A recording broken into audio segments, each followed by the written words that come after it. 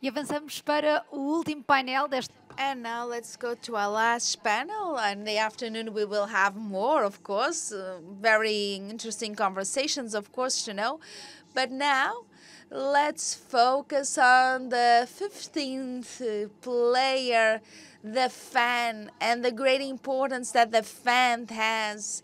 The clubs have to involve the fans to the internal reality of their clubs and on the great decisions of the clubs. And on the next panel, we will discuss the power of football and the participation of fans. We have Lucas, Peter Holm, Adrienne Dolces, Comer Crodel, and Sam Kaplan, and Luis Vicente, the president of Apex, that comes once more to this stage. Welcome. And now let's start this last panel of our morning session. Good morning, everyone. Thanks for being here. So I'm sure that everybody will understand. But this is a very important panel. We have an incredible setup to talk about something that is very dear to innovators in football, and me being one for many years, is really the power of the fans, and how fans are impacting more and more the business, and also our athletes are also impacting more and more the business, which is, I think, an unbelievable opportunity for the sport. We have 5 gentlemen coming from 5 different parts of the world. Really exciting to have them here on what is effectively a world premiere. To join, these fantastic 5 founders together is not easy because they don't like to work together, so they will work together today. And I hope this is the beginning of a long relationship. So I'll start by I'll say a generic question for everyone and give you, let's say, a minute, right, to reply. Lucas, as you come from Germany and you're very efficient on time, I'll start by you. Tell us a little bit about pre-match and what you do, because I think that will be very important for the audience, and then I'll invite everyone to do the same. Starting Awesome. Thank you. So as you said, Lucas, one of the co-founders of Prematch, what we do in general is we build a platform for grassroots players and fans focusing on football. So that's where we're coming from. And we grew up in this ecosystem, and we always felt, especially in Germany, it can't be the only thing you can actually experience about your games virtual, that you have a score and probably the league table, because it's so much more offline. So we believe it's one of the strongest social networks offline, and so much passion into it. So we wanted to put this into a platform, and that's what we did for 2 years now. Started as scrappy as possible in one league, building an Instagram channel and sending people WhatsApp messages, and then had the great fortune to bring in amazing business angels, launching the app 1 year ago. We now have every 3rd player in Germany on the platform. In the adult sector, we are aiming for #1 in App Store. Luis is pushing me, and are looking into expanding into other user types, so youth players, fans, and in the future also other markets. But let's stick to the German ecosystem first and delight the users there, and then move on. Yeah. You know that we have some investors in the room, so my colleagues at Apex Capital, they are there watching you, so you better, all of you, do a good job today, right? So, Adrian, maybe I'll pass to you. Maybe you want to explain what Nordensa is doing. Yeah, thanks, Luis. Nordensa is just like fantasy football, but it's real. 25 years ago, that's when the whole story started. I was in high school, and I was supposed to study piano, and I was a shitty piano player. So I thought, I just discovered Championship Manager 1998. For some of you who are old enough, you remember it. So I spent the next 7 years of my life playing that game, avoiding having a career. Back then, scouting was not a career choice, it was avoiding having a career choice. So 25 years later, I realized, what if we could build this thing that tens of millions of people love, which is fantasy football or football management games? What if we can make it real? What if we can get all this passion and money that fans invest in a fantasy thing and use that passion and money to actually help young players from the developing world to get a career. And that's how Nordensa started. Right on time. Fantastic. Commodore, you just here sit next to me. Do you want to tell us a little bit more about Kraushaus? Yeah, I mean, I think the best way to think about Kraushaus is that it's a fan collective on a mission of trying to buy an NBA team. And we've really built out a roadmap of building out credibility and starting to get into smaller clubs and test out the concept of fan ownership. I think also this sort of journey of how do we take this energy of fans and this excitement that they want through ownership, but think about ownership more broadly than just the idea of equity. And so we really think about ownership in 3 different buckets: access, equity, and governance. And so it's this idea of how do we take those 3 things, how do we build novel experiences, how do we prove out to ownership groups as well as our portfolio of trying to drive value through this idea of fan ownership, again, through this idea of access, equity, and governance. So that's kind of been the journey. It started out really as this, I think, idea, this aspiration. A lot of people have it as well, and the collective has grown into quite a large group of people. And we've made really great progress in sort of testing out those ideas. Thank you. Sam, I'll pass to you. What about Fantera? Yeah, sure. I think not wildly dissimilar to Commodore or Andrea, which is probably why we're all sitting up here. But you know, our general point of view is that fandom, particularly in football, but in all sports, is completely different than it was, 20 years ago. Now it's digital, it's social, it's gamified, and most importantly, it's global. And accordingly, within football, if you are a Chelsea fan sitting in India, you feel much more detached than a Chelsea fan sitting in West London. And our ultimate goal is to change that. And we look at the 3 rungs in which to drive better fan interaction as equity, governance, and influence, as Commodore just said. And so, ultimately what we're building is a technology platform to help enable professional clubs to open up ownership opportunities, access opportunities, and then ultimately influence opportunities, which we view as kind of the holy grail into the future. Thank you. And Peter, last but not least, so what about Tonser? Yeah, thanks.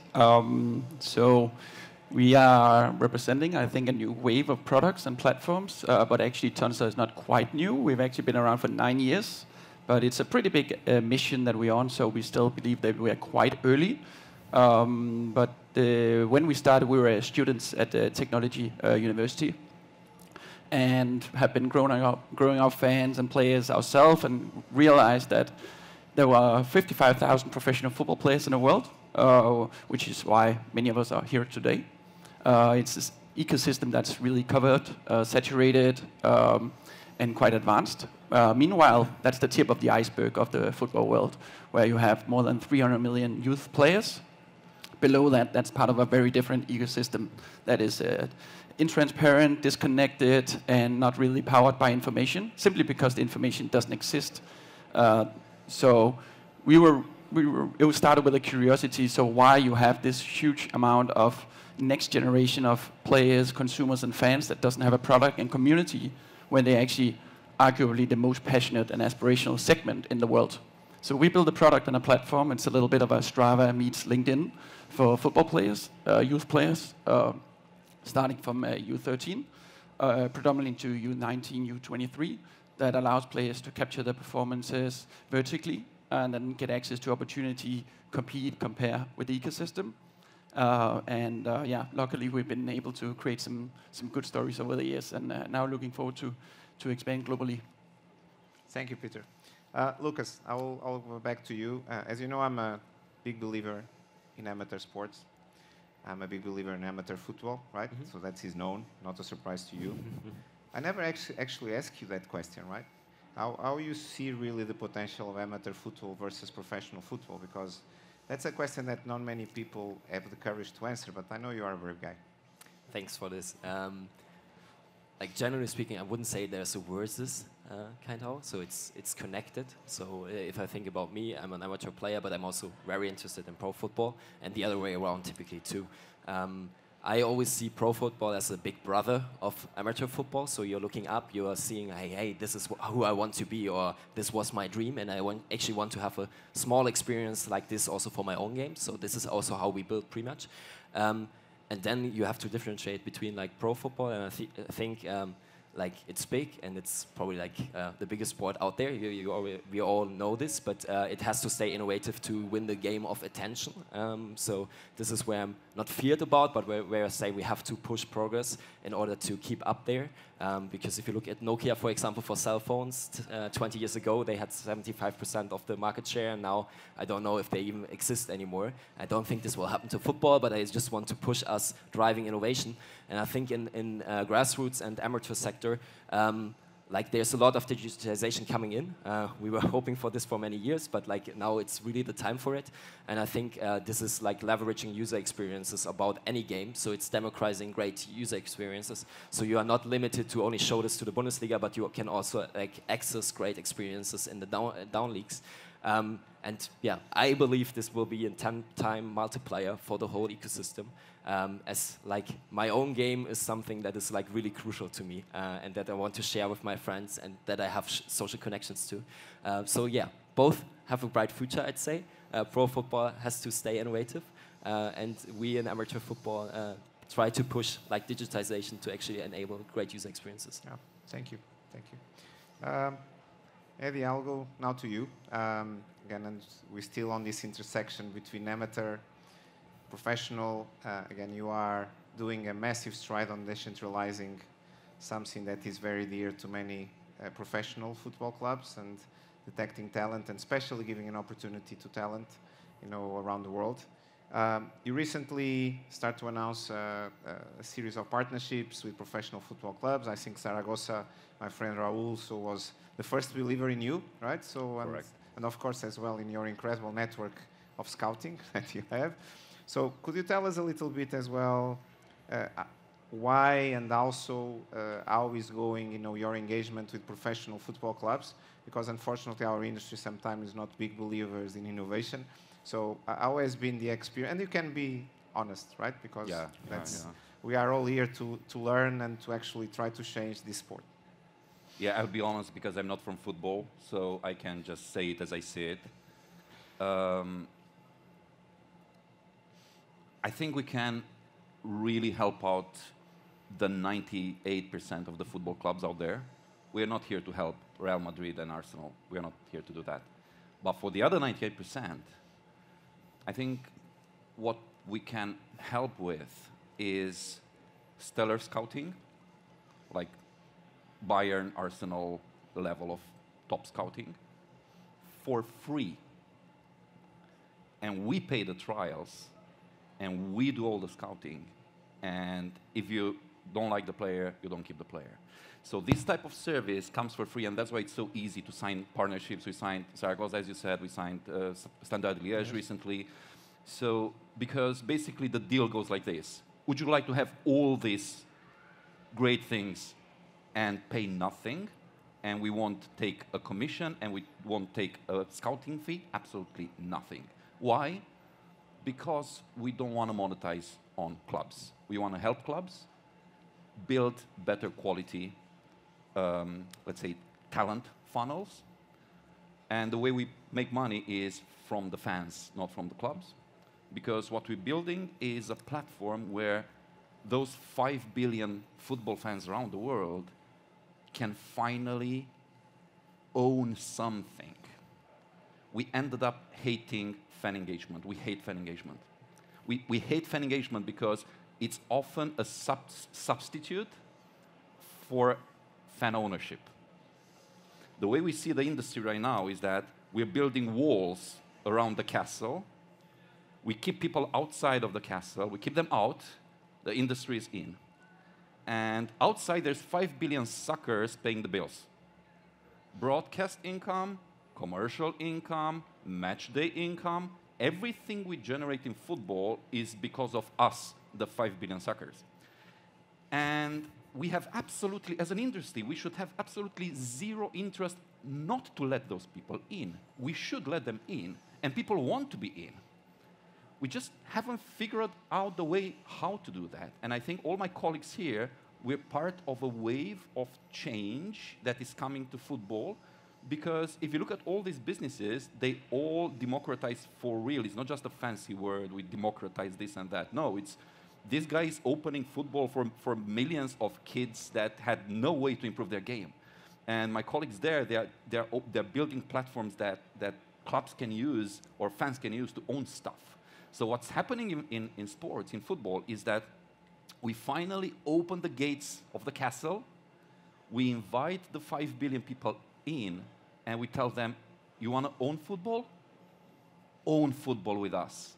Because that's not to say that we're not happy that a billionaire invests in a club. Let them invest in a club. How many billionaires do you have in Europe out of the 3,000 professional teams? 50? 100? Not even. What about the other 2,900 clubs? How do they support themselves? How do they build revenue? So that's, I think, the biggest thing that is happening in football, and it's not brought by Nordensa, it's brought off by all these guys here, is we finally opened the gates to the castle. Thank you. Very powerful. Commodore, back to you, my friend. So, Krause House was launched end of 21, right? So still impacted, by the pandemic. So the ambition was and it still is for you to create an opportunity on fan ownership on an NBA team, which is not easy, right? That's a very capitalistic system. So very powerful owners. They want to give fans definitely an experience on the court, not necessarily maybe having the fans, owning anything, but you've been doing incredible strides on that process of changing mentalities and giving credibility to the movement. You have created what I consider today one of the world's largest talent pools in the sports industry. So again, I think you could actually build today the best sports agency in the world if you wanted. Maybe it's a business that you want to scale. You've also acquired the minor, league basketball team, so you are a team owner already, and thousands of other members of the DAO. You have an investment platform. You launched, of course, in the process, Krause House Capital. And you have, I'll say today, the largest servicing ecosystem in sports, right? This looks quite an achievement to me, right? In such a short amount of time, and especially from someone that, like you, was always a big fan of sports, but not necessarily been, inside the sports industry. So you are the largest DAO in the world today, which might be good, might be bad. I think it's good, but we have a lot of responsibility now on leading the movement. How you see these last 2 years and the opportunity of sports decentralization? Do you still believe in it? How has been the process? Where are you going with it? Yeah, we've learned a lot, and it's been a really interesting journey. I think the thing that we've learned probably the most is I think a lot of ownership groups, when they think about fan ownership broadly, they immediately think of like a direct democracy of saying like, hey, I have 10,000 people, 100,000 people, they're going to come in, they're going to all vote, and it's going to be an absolute mess. I think the thing that we've learned is sort of building out sort of like a republic or a sort of delegated governance structure, as well as having a very meritocratic structure as well. So one of the things I think we've really learned is, A, to be reactive to the talent of that particular fan base. I think a lot of times an ownership group thinks sort of proactively, saying like, hey, here's the things that I want to go do, so can I tap my fans to go do it? And I actually think the model is the opposite way. It's to say, hey, what are my fans able, and where are they talented, where are they passionate, in the areas that they could be interesting and helpful, and then how do I build apps, games, and experiences to leverage that? So, there's this idea of like, you might want to go in and you want assistance with maybe design or something of that nature, but it turns out that your community and your fan base might be more talented or more interested in a different pocket. I always tend to think about this through the lens of an MBA, which is obviously our core mission and vision. But you think about the fan base of a team like Indiana Pacers are located in Indianapolis, Indiana. That fan base and their talent and their interests are going to look a lot different than the Golden State Warriors fan base, which is A, more global, but B, in Silicon Valley, right? And so instead of thinking about the fans as these customers that are going to go ahead and pay money and drive revenue, we like to think about, and we've done experimentation with our own minor league team, is to say, think about those people as contributors and having talent and unique skills, and what are the things they're interested in going and doing, and then how do we bridge that with the areas that are either access, equity, or governance, that we can match those two worlds. So I think that, to me, is like the biggest exciting piece that I'm seeing sort of as an outsider stepping into this from a first principles basis, is just saying, how do we take this group and sort of reactively, what are they interested in, what are they excited, what are they talented at, start from there, and then how do we build technology and experiences to capitalize on that. And I just think that's just like it's a really simple mental model switch, but I think it's really, really powerful. I think too many ownership groups are sort of thinking about it the other way around. And I think that's where like I see this big trend, generally speaking. I think there's a similar belief, and I think all of the different visions that we're talking about here is just looking at those fans and saying, like, I value, you're unique, you're powerful, like, how do I tap into that? And then listening to them and actually going build it. It's a little bit easier said than done. Yeah, it's very cool. Sam, go back to you. So we know each other already for a year and a half, so I've been following you, of course, in your journey. You've been looking to acquire some football clubs, to invest on them, to actually, and going back on one of the thematics that we've been discussing quite a lot in this Congress, about multi-club networks. In fact, we are trying also to build the first fan-owned, club network, so another variation, and, I think a very important one. You basically are defending that club ownership, really needs to meet once and for all fan control, which is very strong as well message to the industry and to the ecosystem. And we've been discussing this, many times, and everybody knows my opinion, but yours is more important now. How easy or difficult, because the two are valid, it has been to change the traditional model of this unbelievable biggest sport in the world called football? Yeah, wildly difficult, I would say. And I think that's probably something that everyone up here has experienced. I think, from an ownership point of view, candidly, most team owners will say, I didn't buy the team to let someone else own it. That oftentimes extends to, governance and access as well, as Commodore was just discussing. I didn't buy this team to let the fans, influence decisions that we're making, perhaps other than things that are entirely non-material, like the color of the team bus or a slogan in the locker room. Our challenge and our goal is to sway those opinions that really change the thinking there, which is opening up ownership and influence to your fans is not doing your fans a favor. It's actually improving how your organization is run. And I think a really clear example of that is what Commodore was just talking about, of building a republic rather than a democracy. Because, I think one of the things that we all love about sports, it's certainly one of the things that I love about sports, is it's one of the last remaining true meritocracies that exists on the field, on the court. So where you went to school, where you grew up, how connected your family is, et cetera, is completely irrelevant. You're either good enough to play in the NBA or to play in the Premier League, or you're not. Off the field, off the court, it's still almost exactly the opposite. And if you look across the folks who are running these clubs, owning these clubs, you find super generic backgrounds, and that's just not how the world, looks anymore. And we have a former NBA general manager who's an investor, and what I always love to say to him is, you recognize, like, great, you went to Stanford, you worked at McKinsey, you've had this incredibly accomplished career, and at the same time, I hope that you know that there's 10,000 people in China today who would have been better at your job than you were. And probability just says that. And so for us, what we're trying to do is change the perspective of these owners to recognize that by opening up this world, it's not costing them anything, and on the contrary, it should wildly benefit them in the long run of finding the best talent to help own, organize, and run their organization. Oh, thank you so much, Sam. Peter, coming back to you. Sorry, this takes a long time to come back, right? But very clever people, so I think it's a better to long listen to panel. them than to me. I cannot even see, I don't see very well anymore, but Adrian looks very distant to me. So, man, it's very cool because besides you being owner of this unbelievable platform called Tonser, right? And, guys like Alan, right? So were actually, before they were known, they were Tonser, right? So, and this is incredible achievement.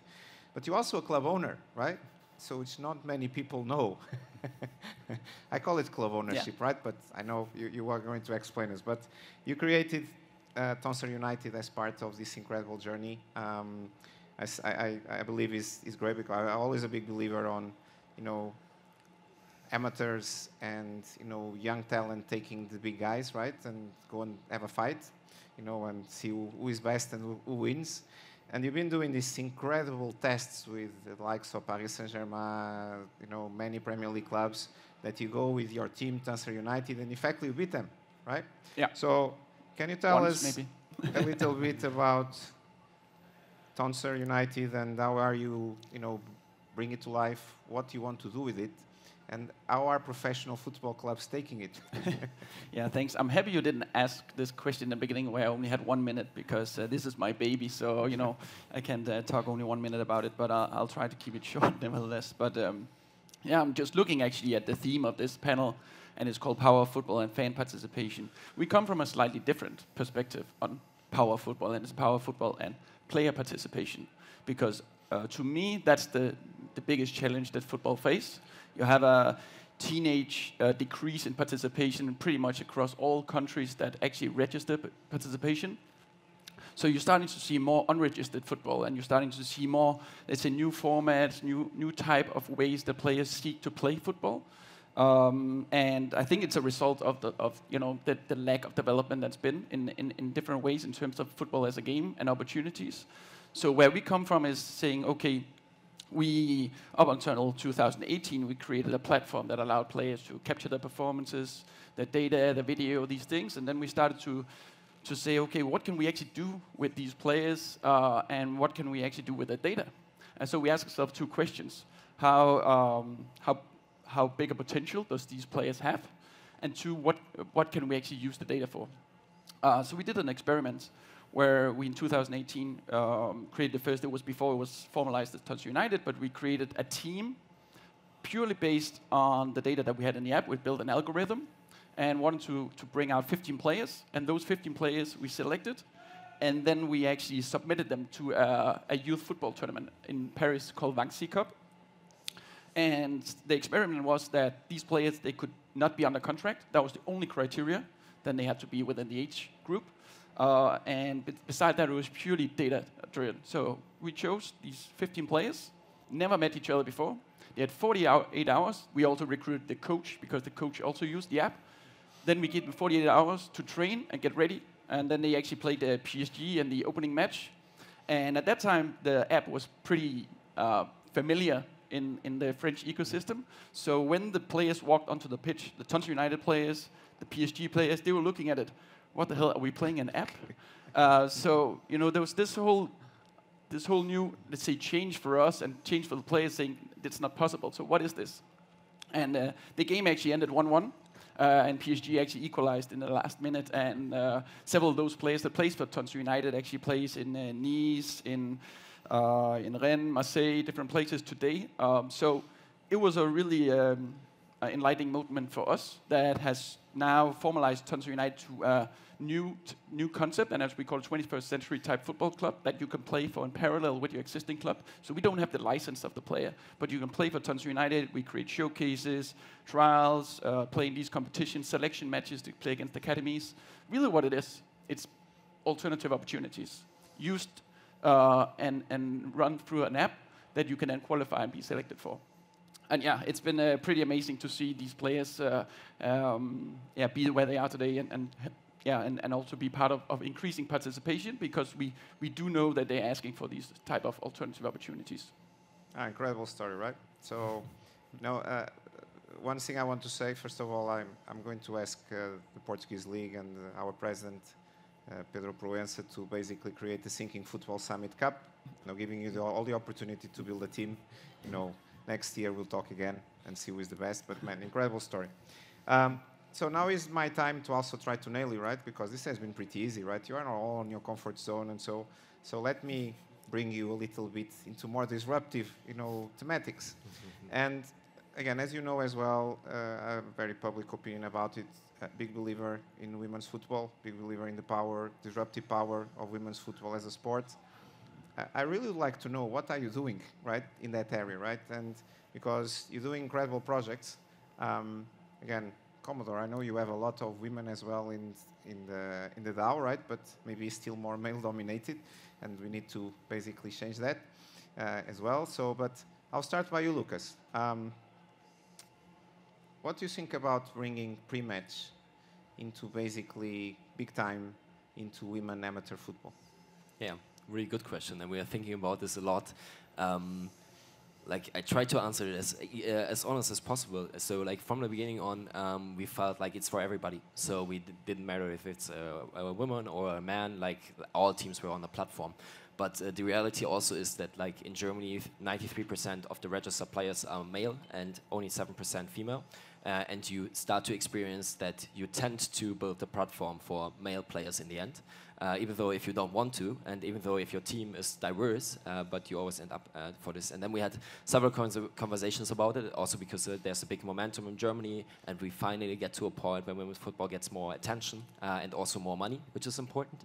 But we didn't want to do any PR move and just jump on the topic and be away in 2 more years from now. So what we decided as a founder team is to bring more people in from the ecosystem in the team, also in the investor board. So for example, we got the founders of Victoria Berlin, who are actually doing like a model like Angel City FC in Germany, who are really pushing the ecosystem and want to have decision makers in the team to actually then influence what we do with the platform. So right now, like, platform is for everybody. It tends to be more for male, to be honest. We think about projects to not only get a better version for women on the platform, but also outside. So like social media content and actually covering the stories that are out there. But it's like more a process that we want to do from like in the company than just jumping on it. So like we're like having intense talks there, but on the right way, I'd say. Very cool, very cool. Thank you. Adrian, on our conversations over time, you tell me some incredible stories as well about how you detected some talent, how you gave them an opportunity. And I found that very touching, to be quite honest. Could you tell us, 2 things, 2 questions in one? So first, tell us the story of Nordensa, first player, and also your plans about women's football, right? Because I also would like to get your view on that. Yeah, so the first athlete we selected, and then we moved to Europe. There was this kid in Cameroon, and he was playing for the youth national team, and then life happened, and then he had to take care of family. So we discovered him a few weeks ago. We listed him on the app, and 9 days later, 161 people from 25 countries contributed 30 euros to give this kid a chance. 9 days later, his income was 20 times bigger. He was playing for a club that was in Champions League qualifiers, and his entire life changed. And I won't even tell you his life story, but I'll just tell you that I'm a grown-ass man, and I was crying in the middle of the night reading his story on LinkedIn because, oh my God, life. And I thought, man, if this is the impact we can make, and this is our first one, the first case study, if we can amplify this by 100 or 200 or 300, we can change football. Because I think the saddest thing I've heard in football, I'm not from football again, but the saddest thing I've heard is some of the most talented football players on earth right now, you will never, ever, ever hear their name. You'll never know who they are. They are talented, they are hardworking, and nobody notices them. Because the system is simply not strong enough, it's not updated enough to notice them. So what we're doing together with my colleagues right now is to build a different way of scouting people, and that's why the people that joined Nordensa are big believers in data and database decisions, because we think data is fair. You don't need to know somebody, you don't need your mom to be rich, you don't need your agent to be very well connected, you just need to be good enough and hardworking and have the heart in the right place, because if you are, we'll find you.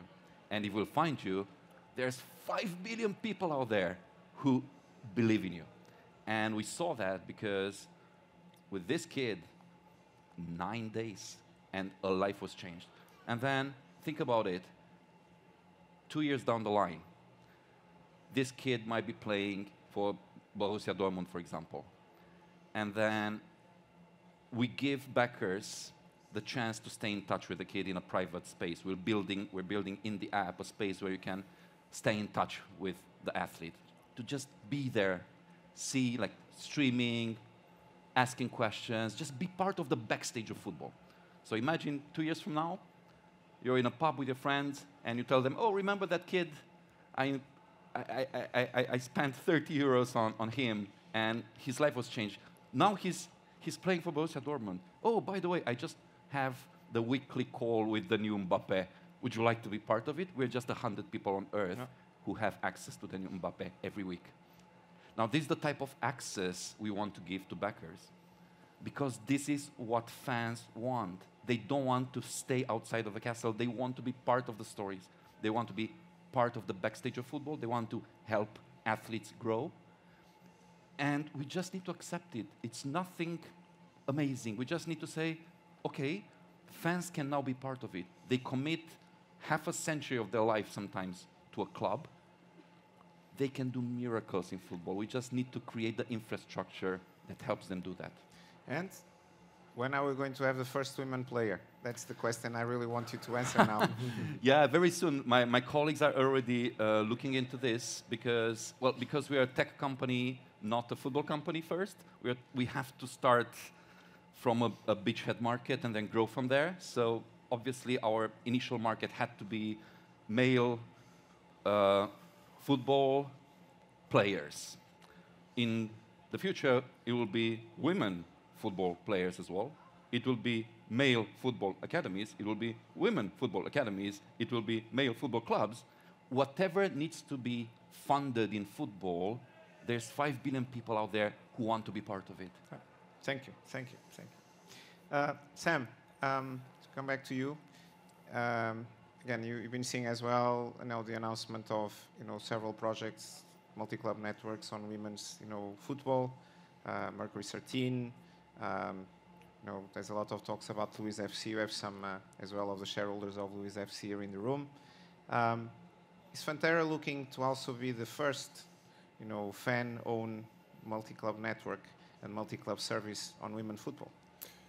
Yeah, absolutely. And I think that, women's football in particular is a really fun area and interesting area for everyone who's up here, and probably for everyone who's in the audience as well, because whenever you're trying to innovate, the best place to innovate is in more nimble environments, and frankly less developed environments that have less of the walls in place that Adrian has mentioned a few times. And so what we've found is, in our conversations with club owners, with directors of football, the places that they're much more open to having that conversation is within their women's programs, because they are newer, frankly. And as of today, perhaps a lower stakes entry point from a revenue point of view. Our belief is that in not very long, that latter point on revenue is no longer going to hold. Everyone has seen the massive growth within women's football and women's sports globally. That's not going to stop. I think there's a very clear correlation within sport of sport popularity is driven by content distribution and access. And so there's a total fallacy, or there has been, that there is less interest in women's football or women's sport than in men's. And in actuality, there's just untapped interest because you haven't been able to see it on the TV, streaming on your phone, covered widely by the media, and that's changing all over the world, driven by things like the fund that Luis is a part of that was recently announced. And so, for us, that's a core part of our focus and product offering, and frankly, we suspect it's going to be, when we publicly launch, more than likely, the space that we're touching. Great. Commodore, go back to you. First question I'm going to make you, because if not, I cannot make you the second. Are you looking at football at the moment? And if you are, what are your intentions on women's football? Yeah, I mean, we certainly are starting to look at football. I think that generally this idea of Krause House is around fan ownership and driving some of the things that we've already talked about around access, equity, and governance. And I believe that is a sort of universal, I'm sure I'm trying to say universe, but a global need or want. And I think that applies across all sport as well. I think there's certainly more sports that probably the more team-based ones. So we're kind of looking at anything, I think, team-based as opposed to individual-based. But yeah, we're starting to take it a lot more seriously. I think there's a lot of interest and parallels between all the work that we've done sort of in the NBA front and specifically with football. And so we're certainly starting to open that up. We've generally had a principle, on your second question, of trying to work like specifically with the NBA, and we've been trying to work with the top clubs on the football side as well, and sort of this strategy of working top down as opposed to bottom up. So I do think for us right now, it's like NBA, Premier League, the top leagues in football around the world. So I think women's would probably be happening in parallel or something like that. But certainly sort of the core focus right now is something like the Premier League and the NBA type leagues. Great. Peter, I'm back. So 3 questions in one. So I wanted you to just very briefly to tell us, you just recently announced a great partnership with Dutch football. Great, and again, maybe a great example here as well for Portugal. As well, I wanted to know what you want to do in women's football, and specifically, it's going to be a Tonsor United Women. Yeah, so just to take one step back, I think since we've started, there's so much happened in football. When we started, there was nothing called sports tech. So, there's so much happened since the beginning of our journey. Just on that, when we're looking at it, sorry, what was the first question? First question is your partnership. Yeah, the partnership. Sorry, I was jumping on the second one. Koen is very, sad now because he wants to know what is happening in this country. Yeah. So that we really seen how football has changed, and our role to actually do the things that we set out to do to help players unlock their potential. That's sort of our promise. Then we need to challenge gatekeepers and find ways to break gatekeepers' sort of shields. And one of them has been that we have to face that football has been a relatively closed ecosystem, and it's not to point fingers at federations and leagues and so on. Definitely not. But there's been, of course, a sentiment to control your market, monopolize a little bit. And that's lucky that we are seeing a change in that. And for us, it was a huge milestone. And hopefully also we can see it also paving way for other deals for others. That we did just announced around a month ago a 5-year partnership with the joint venture of the Football Federation in the Netherlands, the KNVB, Eredivisie, and Disney. Disney owns ESPN, ESPN owns the rights or holds the rights of the Dutch football. So to build Tonsor as the de facto platform for youth footballers, as an integration also with the existing ecosystem. So for us, that was a huge milestone because we really searched for that, and originally we actually created something similar with the MLS in 2020 before COVID swept the rug beneath our feet, and we had to sort of rebuild that. So yeah, we hope to do more of those, and then to the also here in in Portugal. So we are searching right now to team up with more institutions, federations, leagues to build that and hopefully co-create tons of with the existing products that the country offer. And then on the women's side, yeah, we are already working on it, and you have been very friendly to introduce us to some clubs that we are in talks with, and so yeah, it's a really poor sort of I don't know what you can say, but yeah, it's just been a prioritization, and it's unfair to say, but that's the reality, that we have prioritized men's, but we also, of course, the platform is available to men's and women's, but we have to be honest and also look at ourselves. We have created more opportunity for men's, so that's definitely something we have to improve, and luckily there is a huge, as you said, Sam, I totally agree with what you said before. It's about creating it. It's not about saying it's not there. It's about creating it. And I see our job is to, on that side, we have to focus on where our leverage is, which is in the younger age group. How do we get more girls to pick up the ball for the first time, go to practice and practice, make that more fun, and then create more in-between opportunities? Because what you see in women's football is you often are it's more binary than men's. You can progress up and down or progress down, up and down. On the women's side, it's more either or. Either you're seen as an aspirational athlete or you're not. And then it's really tricky to get out of that, whether it's within your family, friends, club, or whatever it might be, and you're easy to sort of drop out of that aspirational path that you can be on. And I think that's our role in that. So it's to create the opportunities. Thank you so much, bro. So we are getting close to the big finale, and now I want to, basically ask each one of you to do something really special. I think you are in a great audience, of great assistance, and thank you for this great group of people to being here in this session. But we have between us, rights holders, governing body, club owners, management, fans, in a way, great representation of Portuguese football community. We have investors as well. So it's actually almost a once-in-a-lifetime opportunity for you to pitch your company and services now. So I just wanted you to convince them, not me, because I'm already convinced, in a minute, each one.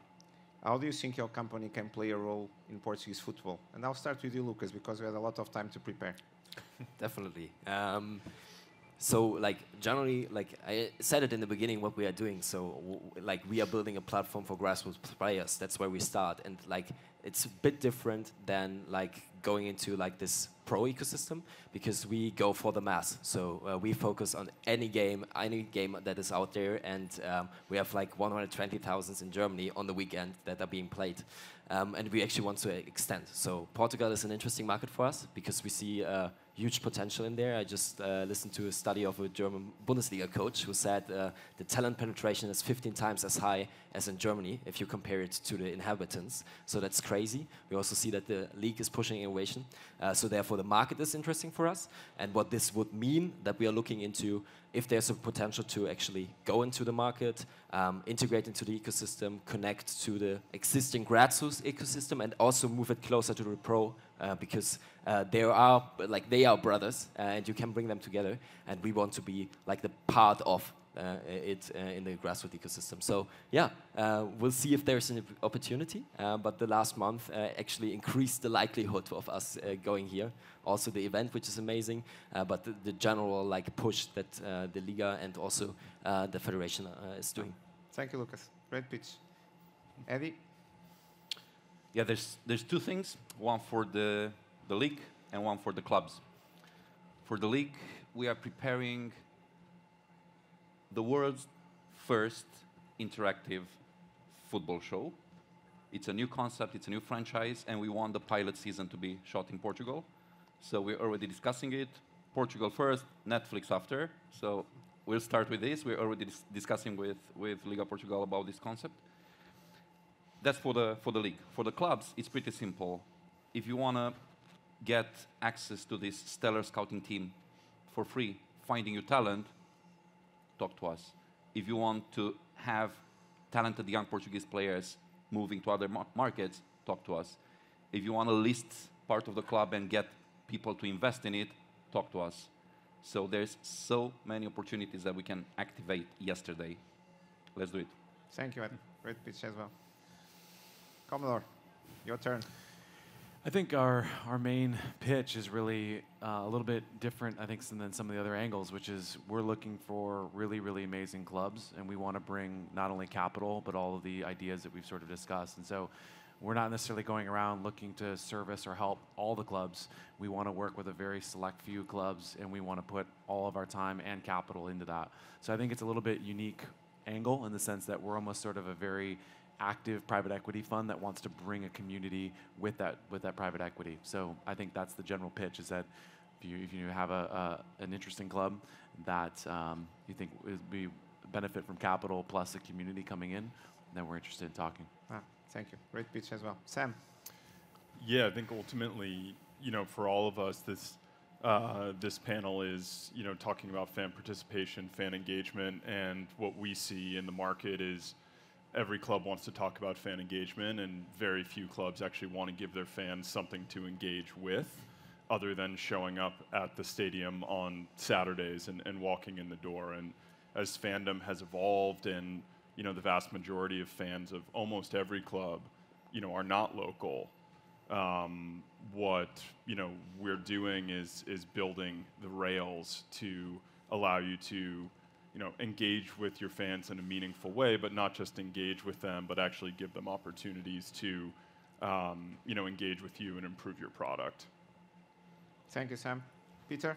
Yeah, I think I'll sort of replicate the idea of why the Netherlands model came into place, and it was to increase participation among youth players, to make sure the next generation of young people are football players, and then also given an opportunity to create a platform that you can monetize, create new products, media products that allow you to actually have a platform to reach the young footballers as fans, consumers, and players, and that way also increase revenue beside the participation. Right, thank you. I just want now to ask a question to the audience. First of all, which ones of you like this panel? Can you raise your hand? Yes. Okay. And which one of you believe these guys have a chance to transform the industry? Raise your hand.